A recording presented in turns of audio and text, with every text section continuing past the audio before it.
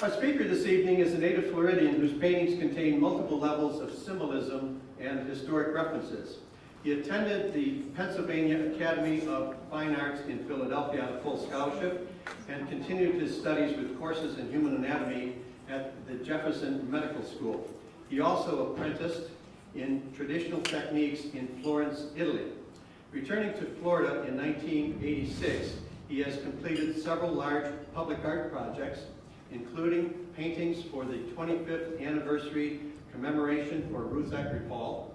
His paintings can be seen in museums and private collections throughout Florida, including the Florida Governor's Mansion. Is also displayed in the Smithsonian Institution. Locally, his work can be seen at JMC Communities on Clearwater Beach, at Tampa International Airport, and at the St. Petersburg City Hall. In 2004, he completed 10 murals commissioned by the Florida House of Representatives, depicting Florida's natural and historic beauty. The murals have been developed into a DVD and a lesson plan that were sent out to all Florida schools to help teach art and history. This spring, our speaker was inducted into the Florida Artists Hall of Fame, and he received a Florida Legacy Award from the Florida House in Washington, D.C. Please join in welcoming tonight's speaker, Christopher Still.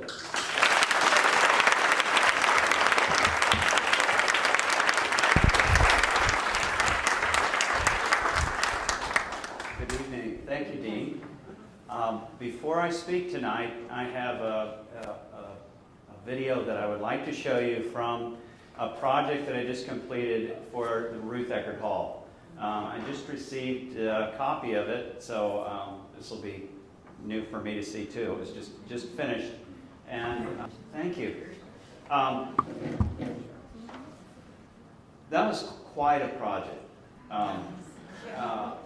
Emotion. It was a strange thing. I came to a fundraiser for the hall a year or two later and was interacting with people that were there, and I couldn't figure out why it was such a strange thing, because as I met each person, I realized that I remembered what they were wearing.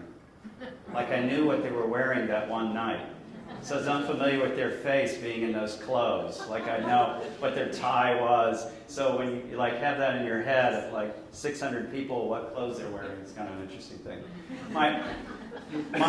My work is generally related to Florida itself. It's been something that since I was a small child, I always hoped that I could go away and get the training to come back and paint Florida in a way that would have some greater meaning to it. And it's almost as if art is often dismissed as just being a decorative element. And not that there's anything wrong with that, but I wanted to portray some of the things in a less commercial way. And I was very grateful to those people for what they had done. When the hall was built in '79, when the ground was broken, I was leaving to art school. And there really was no way that someone could make a living as an artist in Pinellas County at that time. So it was almost like the hall growing as I was going and doing these things was actually fostering some cultural growth that led to me being able to live and come back and live in my own home.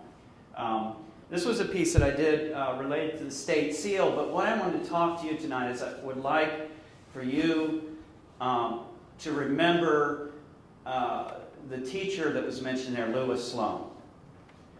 He was saying to me, as I've taught you, you will be linked back in time to my teacher, to Garber, to Spate, back to Akins, and the instructor that I worked with, and the artist I worked with in Florence, his lineage went back to Raphael.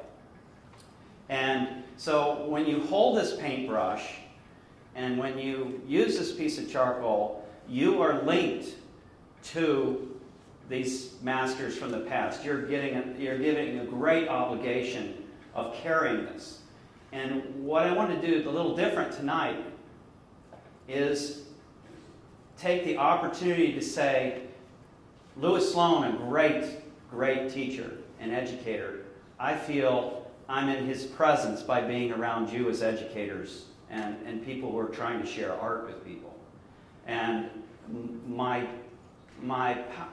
presentation to you tonight is almost my being able to thank my teachers and show you, when I'm looking at these paintings I've done, what they mean to me. And when I look at this painting of a Seminole Indian, this is what I think of.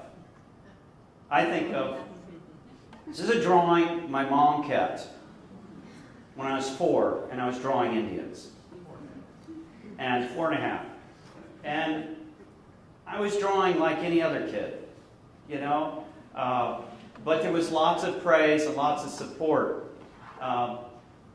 When I look at this painting, this is a detail from one of the ones in the House of Representatives where I did research to do Osceola.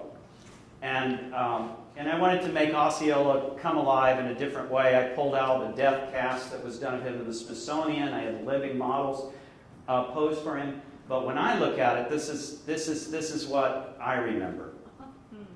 This is me over in the left.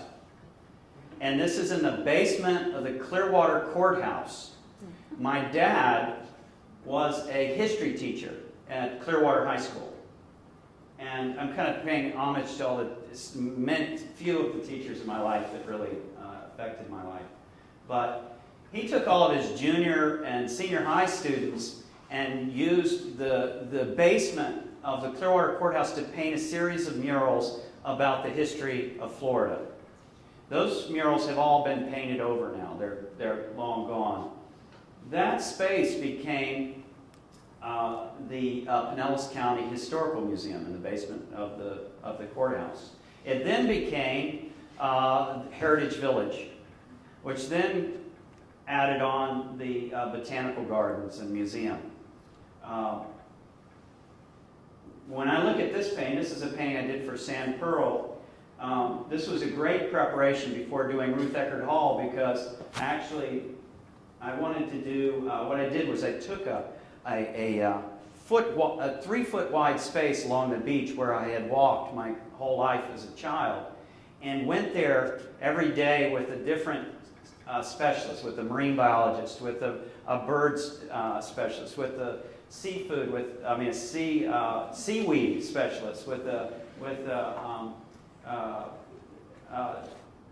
conchologist, with a marine biologist, with an oceanographer, with a turtle specialist, and they would take this little piece of beach and teach me what they saw in this one little area. And at the end of that time, I did a painting about it. So even though it doesn't appear to have all of the things that usually my paintings have, actually there's thousands of little individual shells and things.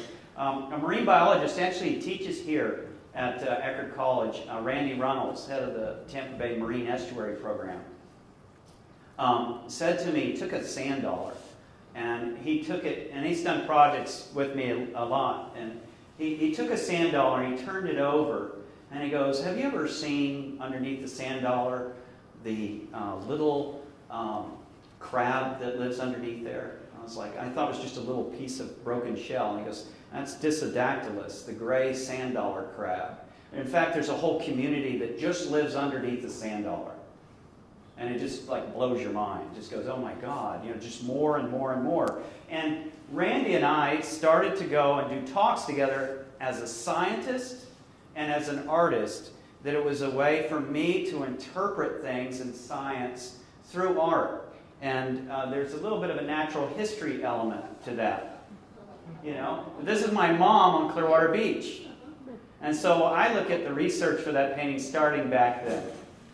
And my mom was a woman who you're driving down the road and the tickweed, the coreopsis is starting to come up. And it was like, as kids, we'd jump out of the car, get down in the ditch, pick flowers. She'd see an old branch, she'd throw it in the car. This is called found art. This was art.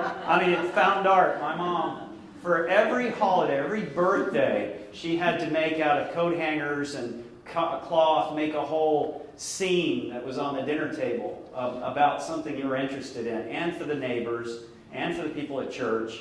And it was just constant. And it was like, my mom was kind of the person that did something, that shared something that, as a teacher, you don't realize till later that the energy of seeing someone excited about just looking at a room and going, I gotta make a whale. How can I do that? Oh, okay, well, I could take this blue bag, I could turn it upside down if I sewed a tail on it and made a, so there was, no matter what the situation was, there was always something that you could find. Okay, there's cups, there's cans, there's this, there's that. And how that helped me was, here's a 90-foot sculpture I did for Tampa Airport, made out of wood and metal. I had never done a sculpture before I did that.